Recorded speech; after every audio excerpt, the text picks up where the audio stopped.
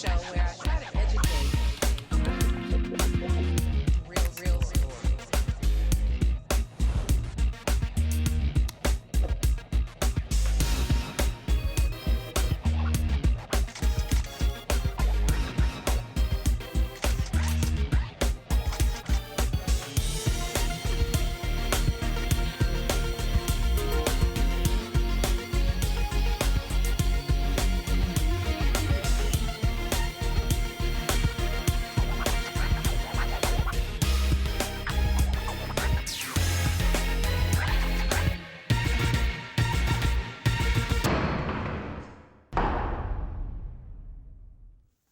Thank you for watching Truth and Justice with Vivian King.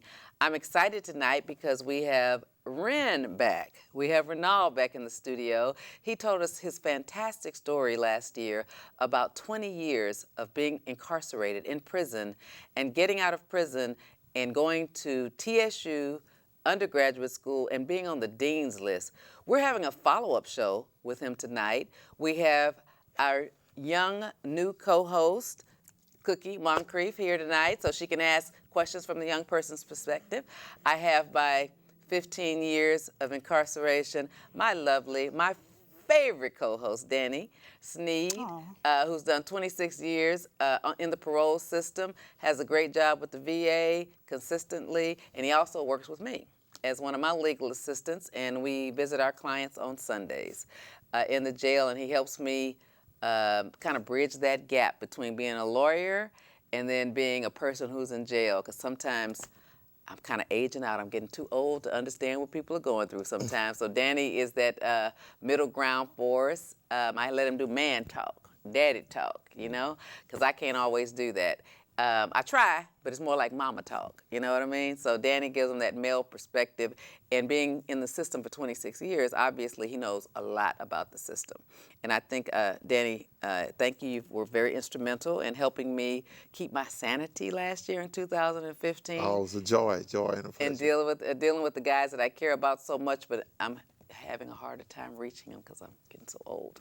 But anyway, but thank you, Danny, for giving me some new life. Okay, well, let's get back to Ren. So talk to us. Tell us who you are, what happened, how it happened, and tonight we're focusing on life inside prison for 20 years. So tell us how you got there first, please. Okay. Just introduce yourself. Tell us your whole name. We know it, but I want you to say it in your words. Well, my name is now Renald Moore. I filed for a name change to have my last name changed to my father's last name.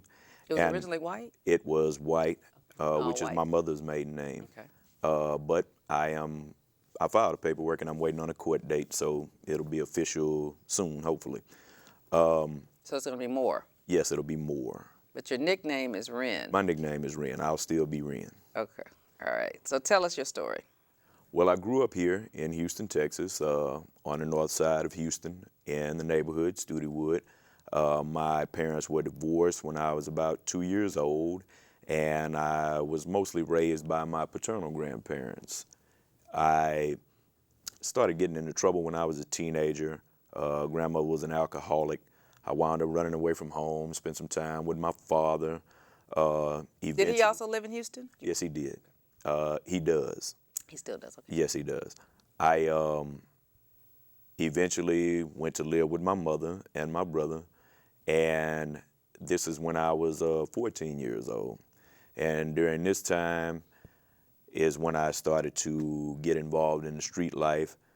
As I said last time, my stepfather had introduced my brother to streets, and my brother introduced the streets to me. And eventually, our mother put us out because we were so young and so reckless, and she just was not willing to have us engaging in criminal activity while we lived at her house. So we went to live in these apartments, and we started selling drugs out there. Eventually, I moved back to Studewood, sold drugs out there, and I was involved in the juvenile system. First fight at school, and later on wound up going to state school and did a stint there. So I was not exactly new to the criminal justice system, even though I had never been charged as an adult. I spent time in the city jail, county jail, and then in 1993 is when a bad drug deal occurred between my cousin and another guy whom I happened to know. My cousin told me who did it, and I went to have a talk with him. Talk didn't go well, and he ended up threatening to shoot me if I continued to approach him about this bad drug deal, and I shot him. And he ran around the corner and died. I stayed on the run approximately 2 weeks, and I was picked up behind an unrelated incident that the police happened to be investigating that night, and this was June 17, 1993. I was processed into the city jail, and once I was booked and fingerprinted, they found out that I had a murder warrant. I was later transferred to the county jail, and that was, I guess, just a few days after I was originally booked. I stayed in the county jail from that June 1993 to approximately September 1995, going back and forth to court. Eventually, I pleaded guilty, pretty much threw myself on the mercy of the court, was sentenced to 20 years in prison. I had to serve 5 in order to become eligible for parole because I was under the 1/4 law, and at that point in time, I'd already been locked up a little over 2 years. So I was transferred to a prison in Huntsville. The first unit that I went to was the Holiday Unit, and that's where they did all of these sociology exams and diagnostics on me to determine what unit I should be transferred to. Originally, when I went to the county jail, I saw a guy there that I knew from my neighborhood. That would be the Studiowood neighborhood? That was Studiowood. And one of the first things that he said to me was, a lot of guys in here have been waiting for you to get here. Oh my. He said that there are men inside this jail that want to kill you, Ren. Whoa. Because the guy that I shot, he had a lot of friends. He also had a lot of enemies.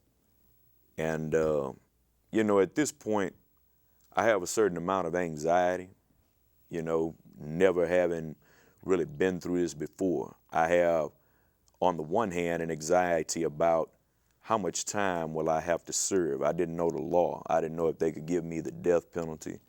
I just knew that I was incarcerated for a severe offense, I didn't know the difference between regular murder, capital murder in the state of Texas. And the other anxiety came from, will I recognize these guys? What if these guys have weapons? I wasn't really scared of a one-on-one fight with another inmate because I felt like, one man, without a weapon can only do as much to me as I can do to him. I'd been in a lot of fights that I talked about the last time, so, but it's a whole different atmosphere. You don't know what you're facing in terms of time.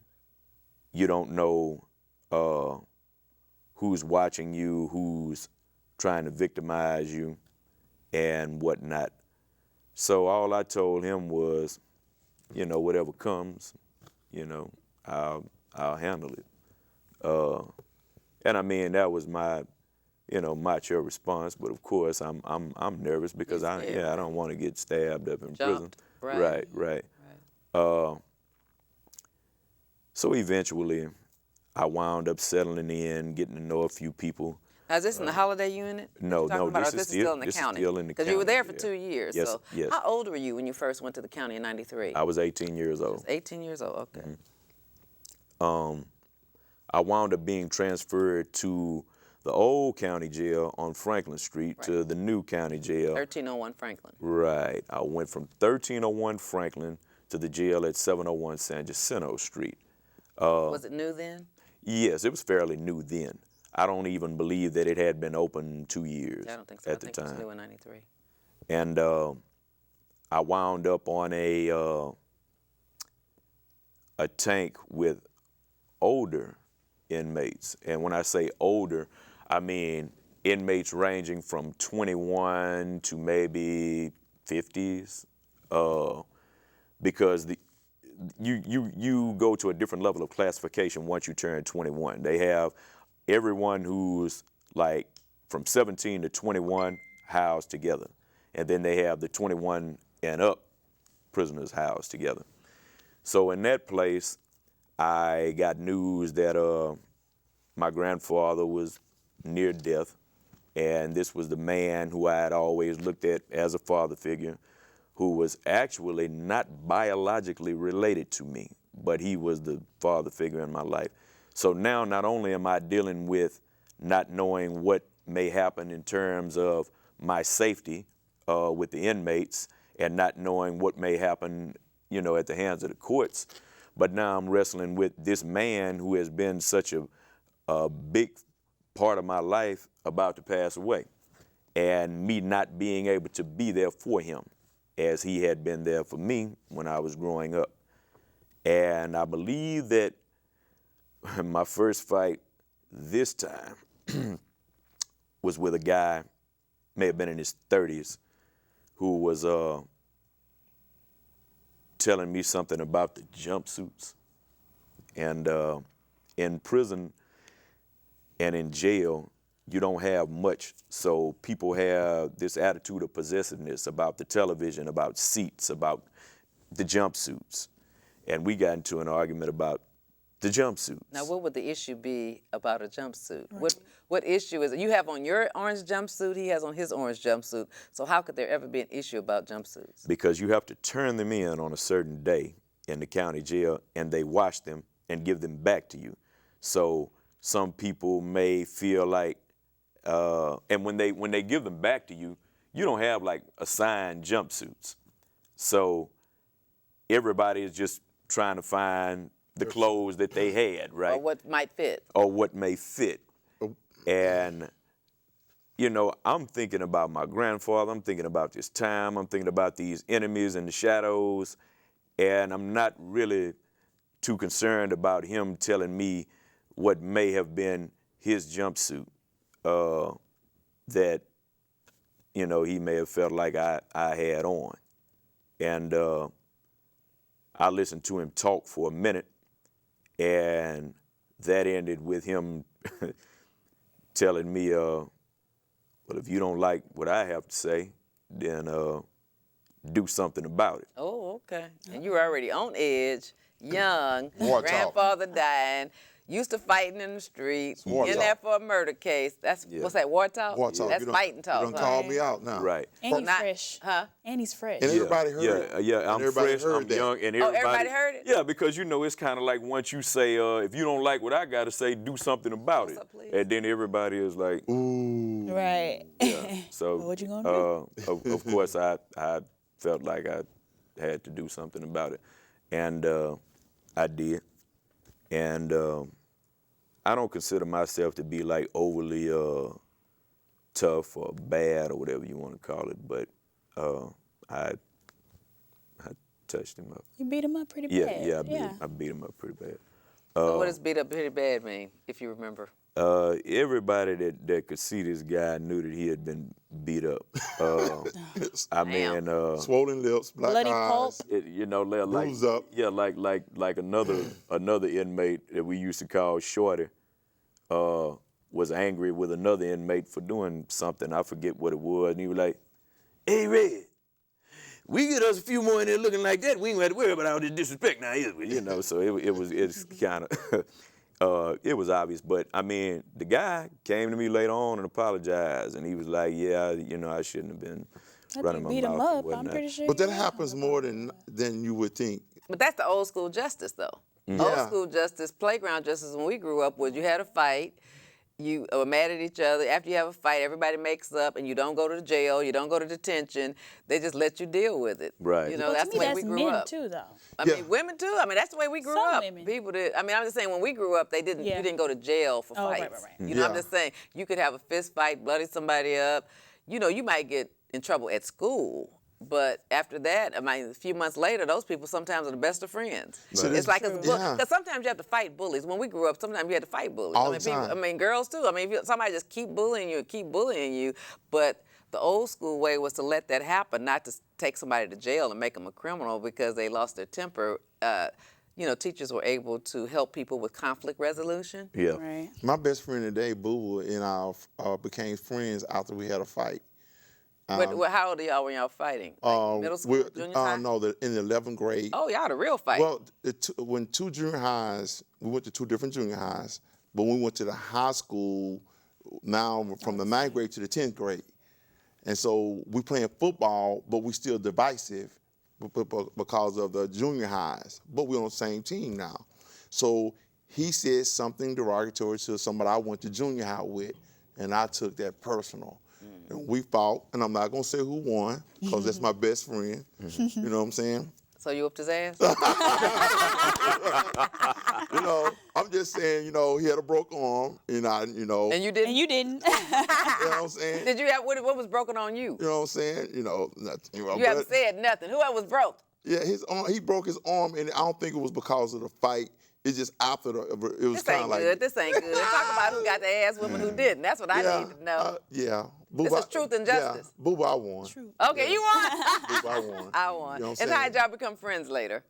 Well, that summer he came to my house. He was on a motorcycle, and he said, "Hey, he came out. I'm like, why is this dude in my front yard?" And he's like, "Hey, man, I'm getting ready to go to another neighborhood. You want to ride out with me?" And I just said like, okay. So we rode to another neighborhood, and I didn't have a motorcycle, so hey, I get a chance to shine on a motorcycle, and from then, remember, this is the same guy who went in the military with me. Okay. And until he still works. He works for the VA in Dallas right now. And You at the VA in Houston. yeah, and recently I want to say that I condolence out to him. I just went back home 2 weeks ago.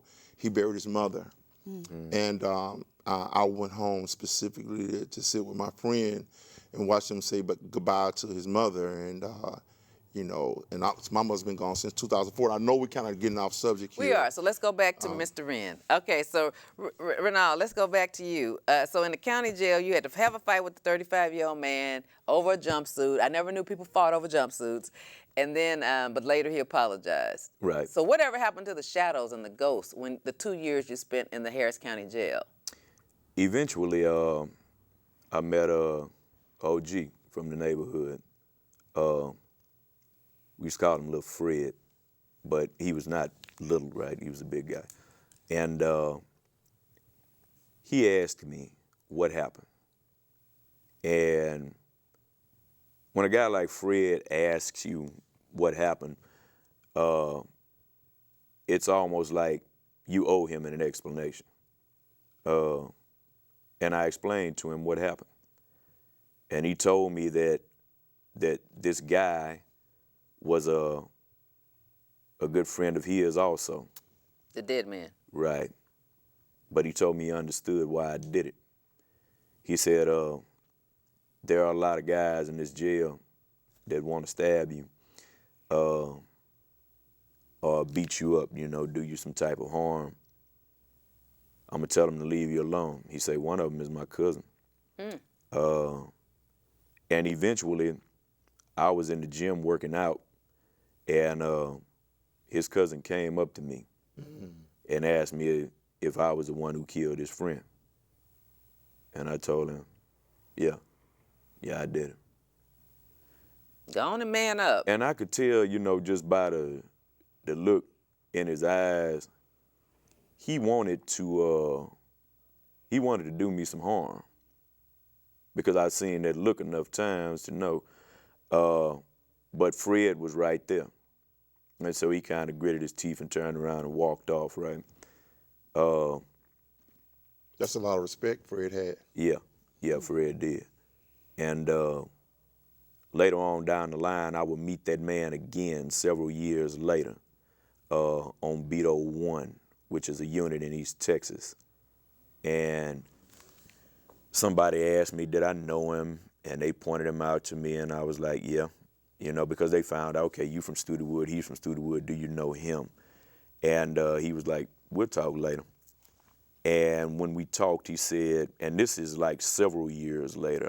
I imagine, okay, maybe our first run-in was in 1994. This may have been in 1999, possibly. Wow. He told me, I have a murder case. He said, I'm in here for killing somebody. The person that I killed was somebody's brother, son, cousin, homeboy. He said, but I'm a Muslim now. He said, I want you to know that you ain't got to worry about me, you know. Now, this is the one that wanted to kill you at first or do harm to you at first. Right, Okay. right, this same guy. He had become a Muslim, and he changed his views, you know. And he realized that he had killed somebody that Right. mattered to somebody else. Right. Because like he said, he was a father, a brother, a friend, a relative, and he had inflicted that same kind of pain on another victim's family. Right. And so what did that make you feel like? It made me feel grateful, and also I looked at it from the spiritual perspective that, you know, if I want forgiveness, then I have to forgive other people.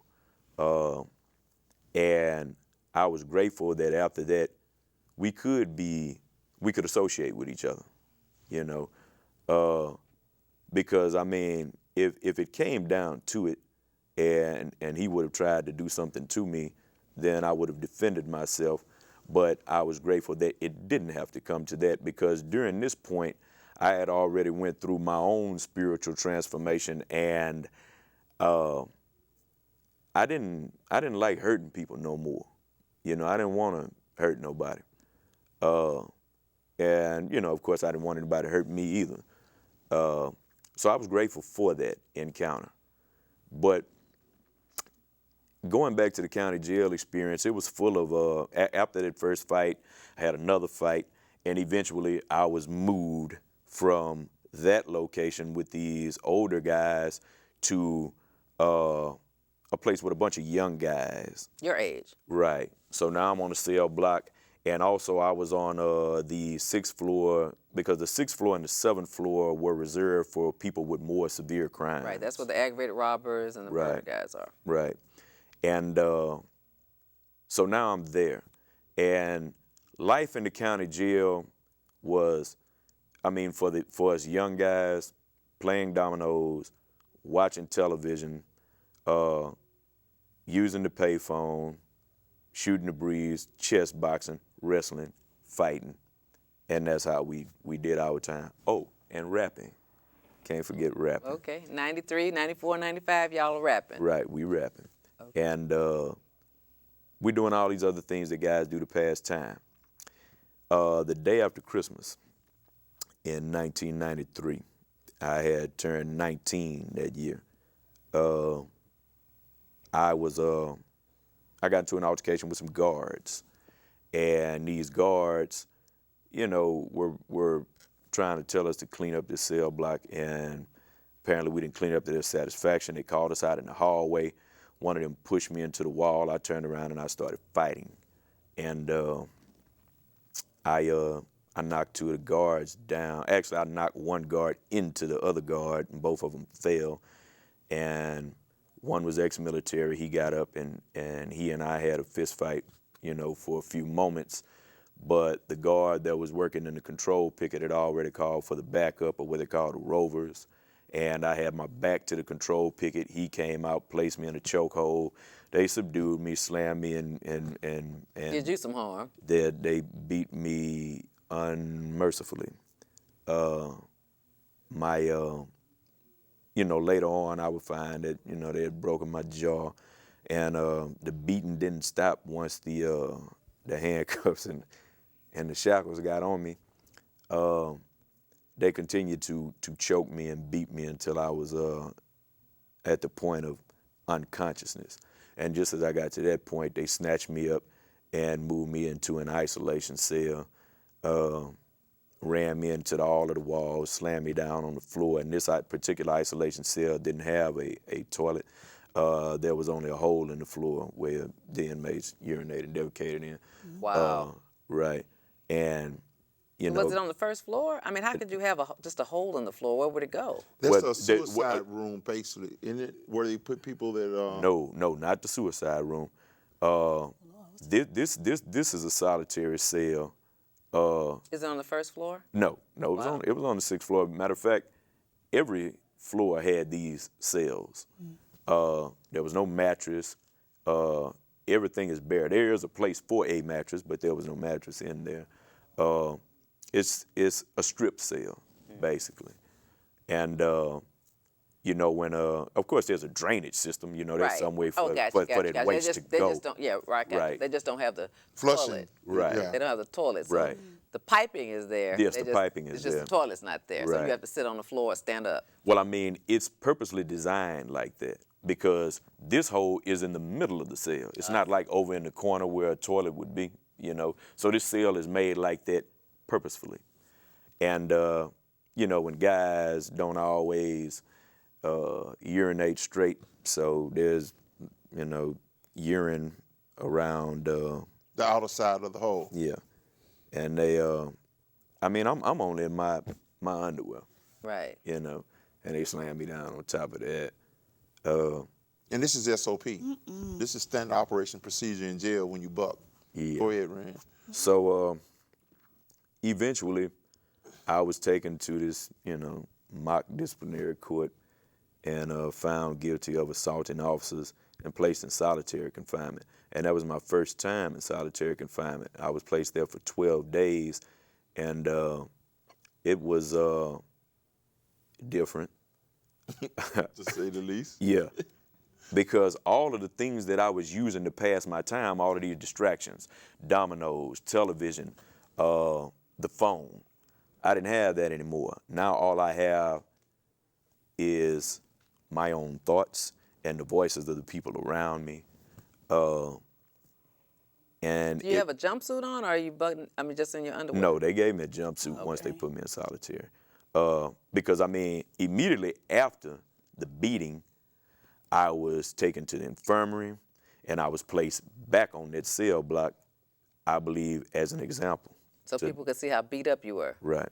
Right. And so I didn't go into that disciplinary hearing until several days later, where I was found guilty of assaulting an officer and placed in solitary.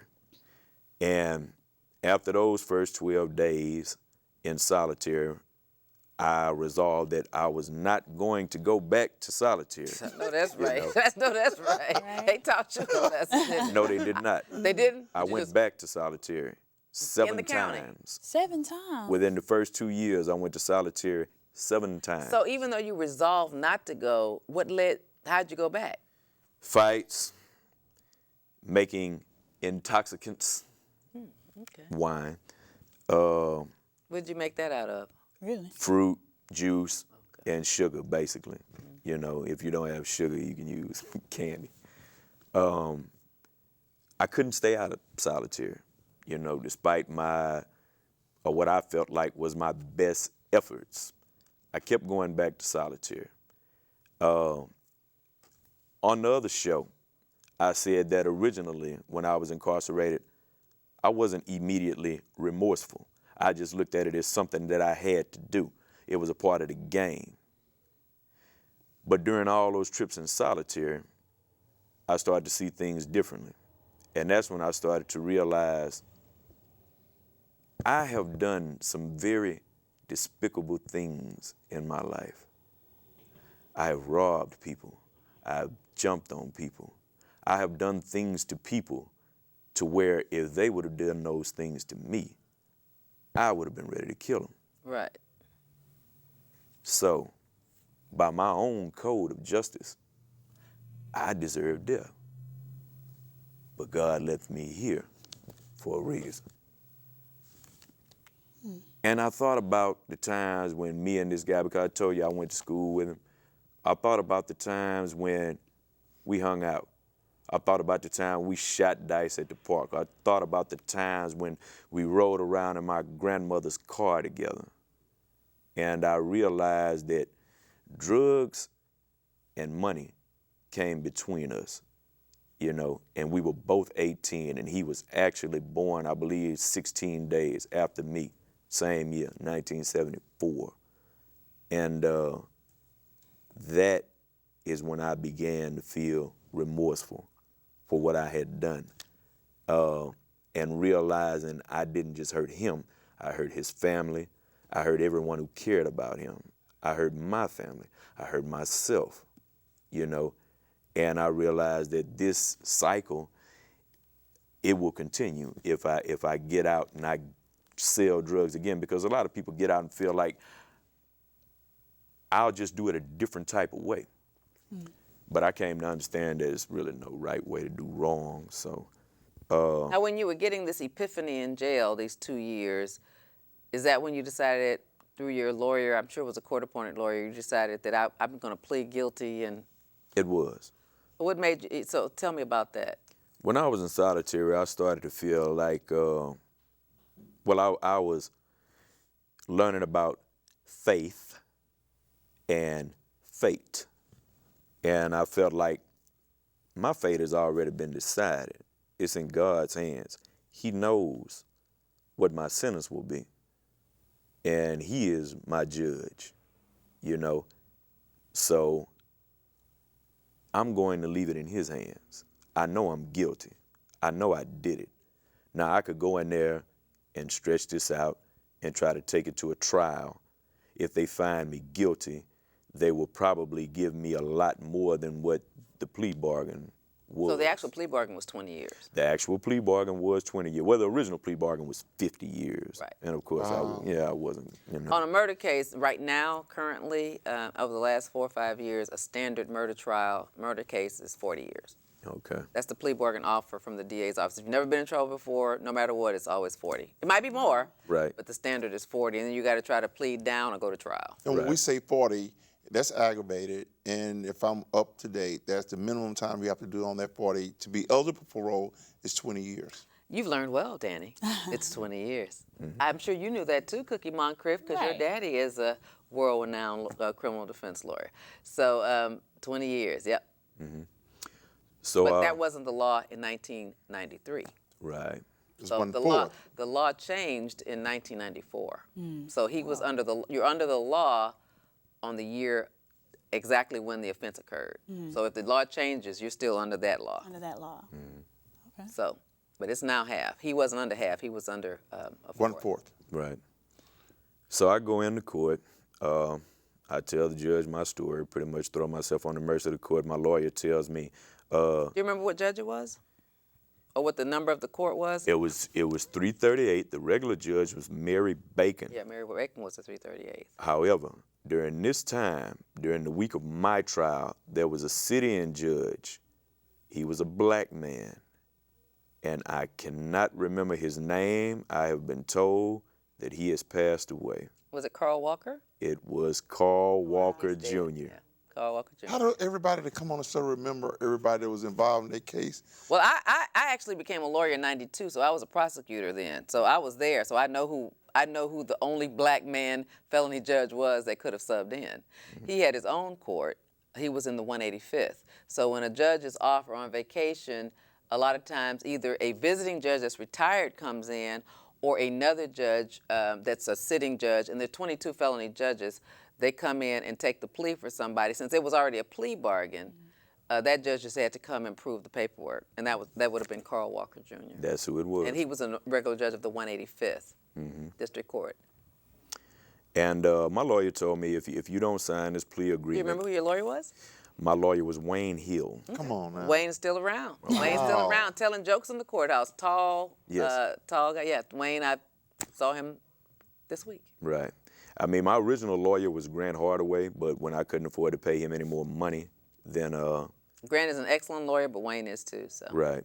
So Wayne tells me, if you don't sign this plea agreement, yeah, they could give you less than 20, but he could also sentence you to more than 20. Life. He could give you the maximum. Yep. But, I felt like, okay, well, I'm gonna stick to my original plan. I trust in God on this one. And after listening to my story, Judge Walker sentenced me to 20 years. Right. He accepted the plea bargain. Right, and I looked at it from the standpoint, okay, I've been locked up a little over 2 years. I have to do 5. Before you're eligible for parole. Right, 3 more years. You know, I'll have action at seeing daylight. So what happened? I mean, you went from the holiday unit to what was the first real prison facility you went to? The first real prison facility, the first It could have been ID, holiday, but I'm just saying, in your mind, which was the... It was Beto, and I mean, I went to a psychiatric unit before I went to Beto. I went to just a 4 in Richmond. Now, what was your psychiatric issue? My psychiatric issue was depression. Oh, because your grandfather died while you were in jail, or... Not so much that. I had struggled with depression all of my life leading up to that point, but had never gotten consistent treatment, I'll say. I did see a CPS counselor for a period of time who kept in touch with me. And we are still in touch to this day, even wonderful. though And how old were you when you first saw the CPS counselor, approximately? 14. About 14? Mm-hmm. So before you got the murder charge. Mm-hmm. And you still are in touch with that person today. That's amazing. Yeah. Yes, How old are you now? I am 41. And he lives in Washington, D.C. He works for the Department of Health and Human Services, I believe doing disaster relief and preparation. It's something because he's a psychologist, right?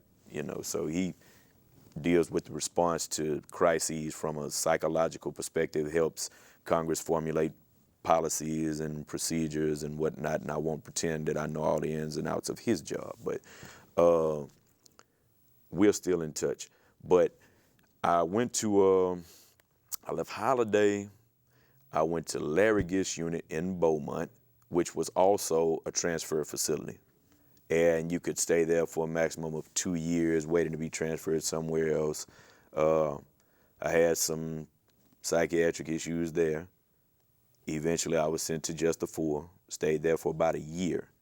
And then I was transferred to Beto 1, I believe in 1997. And Beto 1 is one of the largest populated prisons. It's a big building, and it houses about 5,000 inmates. Wow. And Was it full when you went? Yes. It has a north side and a south side, and that's how you divide it up. And I actually did some vacationing time there. Don't call it vacation. You was in Yeah. jail there. Don't be saying vacation. This is Truth and Justice. We don't want anybody to watch it and get the wrong idea. Right. All right. So tell me And about it. Beto 1 is considered Now, one where of, is that in? What city? It is in Tennessee Colony. Okay. Oh, so that's not which far is, from here. Which is close to Palestine. It's East Texas. This was one of the rougher prisons. It is. There were a lot of gang members there. There were the population is mostly under 30, you know, and young inmates are usually the rowdiest in terms of fighting. Older inmates will probably kill you quicker, especially those who have more time, because they realize that they may not be as strong or as fast as they once were, you know, and usually they're more serious, you know, when they finally do decide to do something to an inmate. I mean, that's just, that was my experience from what I saw. On Beto, like I said, I already underwent this spiritual transformation. Now, when did that happen? Where were you with the spiritual transformation? This happened in solitary in the county jail. And basically, when I was in solitary, I said, okay, God, I've been doing the best I can with my life, and this is where it's gotten me. You know, I think that with my best efforts, I've only succeeded in kind of almost destroying myself. So if you can do something better with this life of mine, you can have it. I may not be willing to do everything right by the Bible right now, but if you can make me willing to do it, then I'm ready to take a new direction.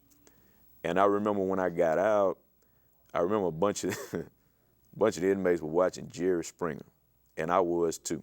Now this is 20 years in, or No, this is because I went through this transformation. when you say when you got out, I'm talking about out of what? I'm sorry. Oh, when I got out of solitary. Okay, still in the county within Right. those 2 years. Okay, Right. gotcha.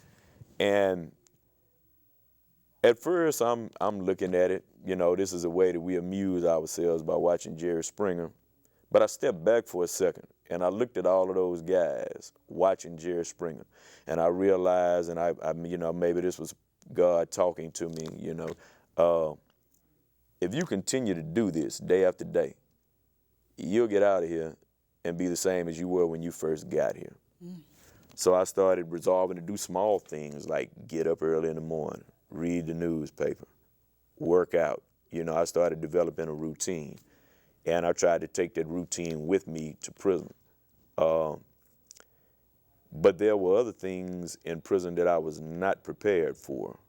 For one thing, being forced to work in the fields, and it's not so much that I couldn't handle the physical part of it because I was in shape, but knowing that I'm being forced to work and I'm not getting paid for it, and if I don't do it, I'm gonna get punished,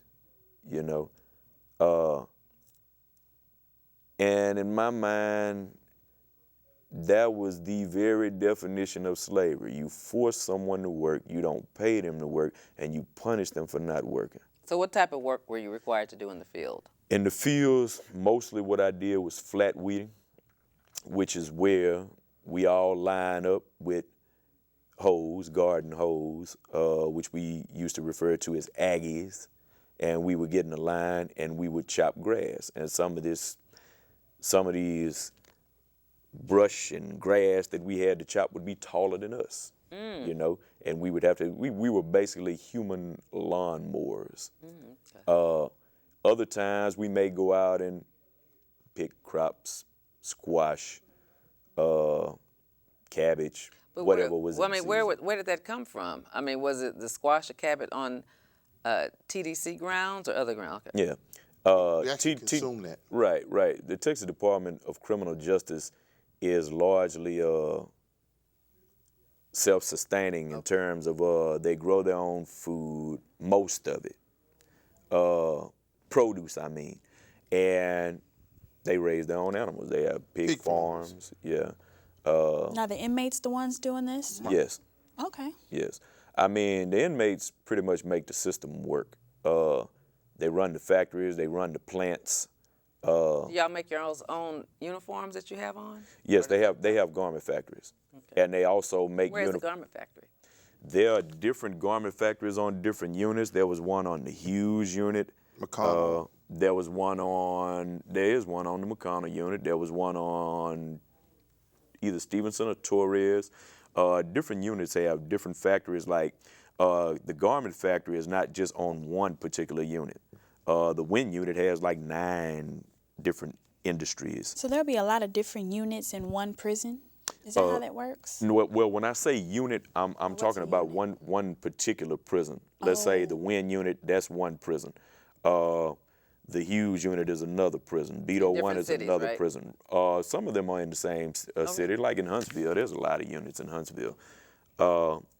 And when one unit is a prison complex, and the state of Texas has over 100, and that's just the Texas prison system. That's not counting county jails, city jails.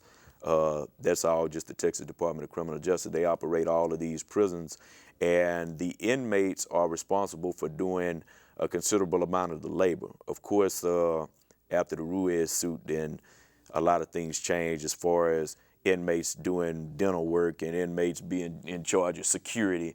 The Ruiz suit changed a lot of that. Tell us how that changed from before and after.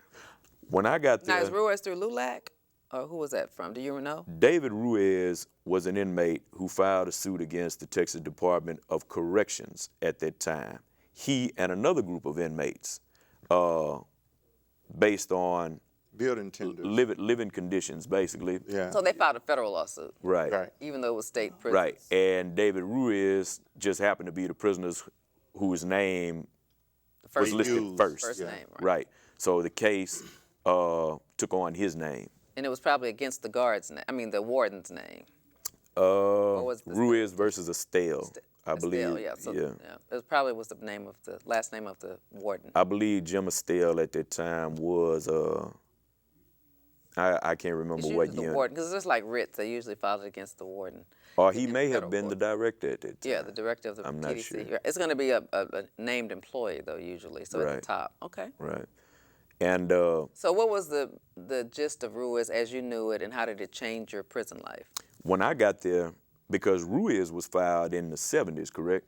Yeah, by the time he got there, it had already been Right. implemented. Right. And throughout the 80s, changes were made under the direction of William Wayne Justice, who was the federal judge who oversaw the Like case. 82, something like 82 and 83, they changed the system, something Right. like that. I Gotcha. think. And that's where the name change came from. It went from the Texas Department of Corrections to the Texas Department of Criminal Justice because they were revamping the whole system. Some of the issues dealt with overcrowding, medical care, because you actually had other inmates doing medical care on other inmates. And I mean, I know this from reading. By the time I got there, they already had a contract with the University of Texas Medical Branch and I believe Texas Tech for the units in West Texas. Tell us about the inmate-on-inmate violence. How did you deal with that? Because you got a 20-year sentence and you stayed the whole 20 years. Yes, I did. So that means that there was a lot of disciplinary conduct problems. However, you did go when they just opened up the state jail system, so there was a lot of space in 94 and 95 when they opened up the state jail so people could do more time. But on your first parole in 5 years, why do you think you didn't make your parole? First one. I didn't make the first parole because what I read is that the parole board at this time was overworked, understaffed, and basically they only looked at a certain number of factors. They didn't really care if you had changed or not. They looked at what you were incarcerated for, your crime, what your sentence was, and how much time you had done. And they made their decisions based on those three factors. Because I can't remember how many actual voting members there were at this time. I want to say 9, but it wasn't many. And they had to oversee the parole cases of maybe 150,000 inmates. So they were not looking at every detail in everyone's file. And Well, let's say this. We have about 10 minutes, and I'm curious about a young man going in, spending 20 years, most of your youth. How did you manage mentally and physically with that? Because people wonder about that. How did you do that? I mean, you had some psych issues. Obviously, you have to break down psychologically, and you have to be re-socialized in that environment so that you can survive and thrive. And you're out in college now, so I mean, I want to know about the physical part of it, and then also your educational background in prison. physically, like I said, I had a workout routine. I tried to keep myself strong and in shape for health reasons, but also so that I could defend myself. I would love to stand here and say that I did my time like a man, and I never broke down and never cried, and I was so strong, and everybody that crossed me, I beat them up. But this is truth and justice. I cried over the course of 20 years. Cried a lot, you know. I bet, baby. I bet you did. And I didn't win every fight. Okay, you got know, your ass whooped a few times. I huh? did, Okay. but good. You know, Yeah. I had to fight, as I told you, guards who handcuffed me and shackled me and beat me like a dog. I had to fight against gang members. But you're not all tatted up. So, I mean, how did you escape that with 20 years of prison? I just felt like anything that I put on my body that's going to be there permanently should have some type of meaning. And I didn't want to represent guns and weed plants and naked women and all of this. I didn't want all of this stuff on me. Now, did you ever have to fight off men, or did a man ever try you sexually? No. And if you come from a certain place, you have a certain advantage. You know, if you're from Houston, if you're from one of the largest cities, that's an advantage. If you look like you can fight, that's an advantage. But also, there are a lot of gay prisoners, and rape still happens sometimes in prison, but it's not as prevalent as it used to be because there are so many openly gay prisoners who will have sex for commissary, or who will have sex for emotional reasons, physical reasons, or whatnot. I never got into a fight or had to fight anybody off for really trying to rape me. I did have some gay prisoners make comments towards me. I did have some of them, and my first fight on Beat 01 was behind a gay guy who I felt like was being disrespectful towards me. And after I fought him, then I had to fight his boyfriend. Oh, Lord. You know. That's crazy. Yeah, it was. But as far as like somebody really just physically trying to force me to have sex, that never happened. No, because, you know, like on the street, we would think, like, you're a pretty boy. So, you know, if somebody's going to try to get that booty because you're so pretty. And so, I mean, you're still handsome. And I'm sure you were really handsome when you were 18, 19, 20, 21. So at 41, you still look great and you look young, really. Yeah. They really do. Yeah. I mean, you don't look 41. I mean, you look like you're about 28 or maybe 31. So I'm just saying, how did you, okay, you handled it, though. Yeah. Yeah, and I mean, It would seem like you would get more passes on you than the average guy. You Right. see what I'm saying? Right. Because you don't look all thugged out. but the system is just different, and also it's all about how you carry yourself. Exactly. You know. Hold on, we got a call, and I'm ignoring it, trying to got get a into the call. good stuff. But thank you for calling Truth and Justice with Vivian King. Please state your comment, caller. Yeah, my name is Robert. Hey, Robert. Yeah, I just come off from Angola, Louisiana State Penitentiary. Okay. Did 17 years. Yeah, 17 years. I'm listening to what the brother was saying about his sister.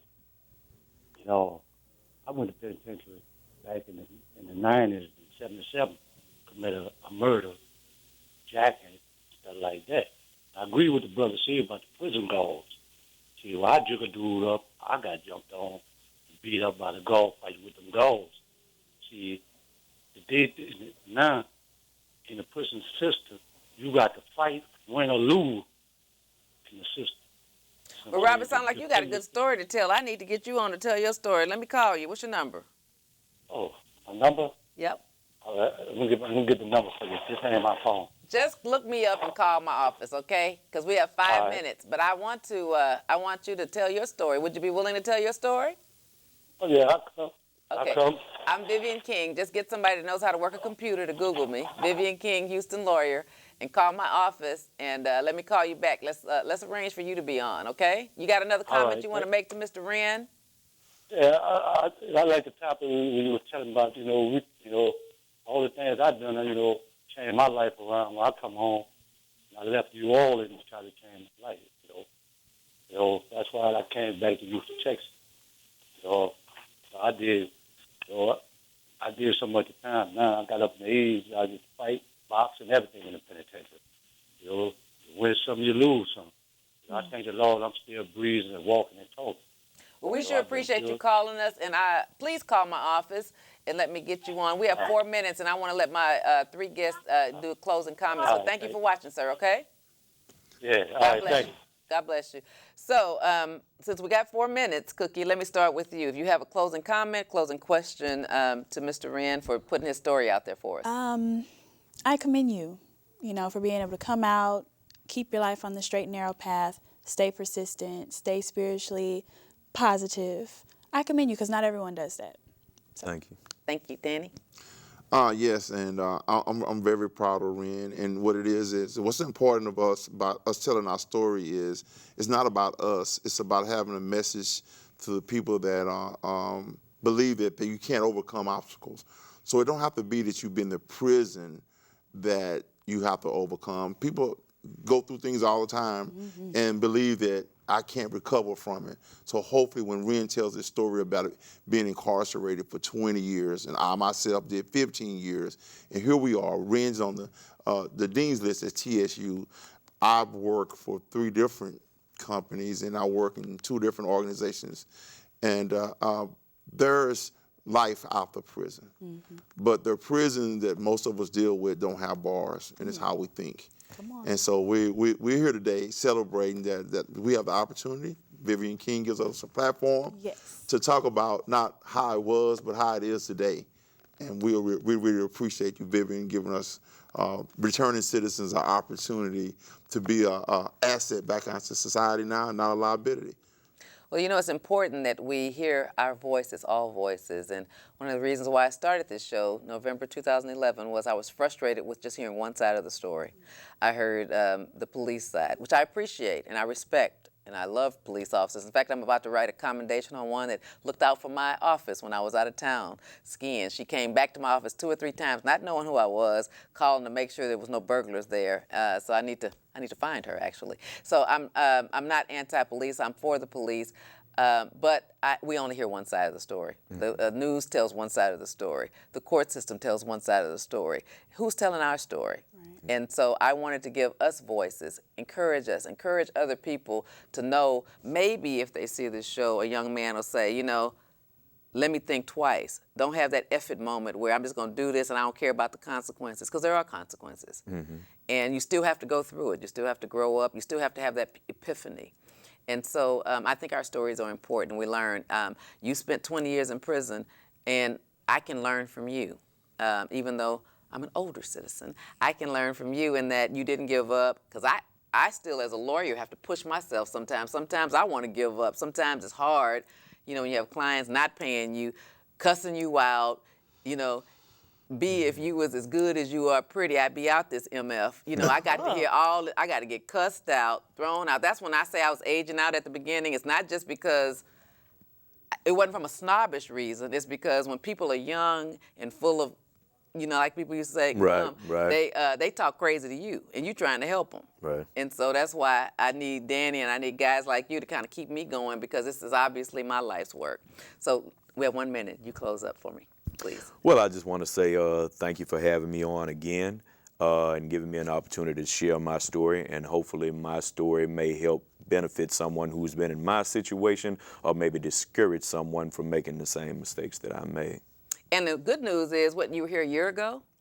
Not quite 3 a months year. ago, August, I look at his old tape. It's in August. Okay. Yeah, but you're doing Of good, because, you know, Danny 2015. and I have had guys on here that they go back to jail, even after being out for 32 They do. years or 28 years, and even though they're on the right path, they fall. Right. Because it's easy to fall, because it's depressing, it's sad, it's a lonely journey, and you've been somewhere that very few Americans and very few people have been where you've been. So we're proud of you for walking that walk and staying strong. And I want you to know that even people like me with law degrees get depressed. We got to push ourselves. I want to give up sometimes, but I know I can't, because I have too many people depending on me.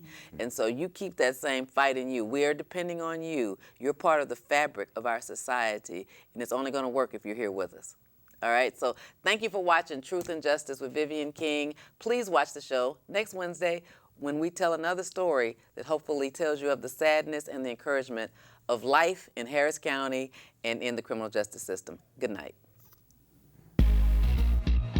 Thank you for tuning in again tonight. We have something really good, a hot topic in the news this week. He's been charged with crime. This is a show where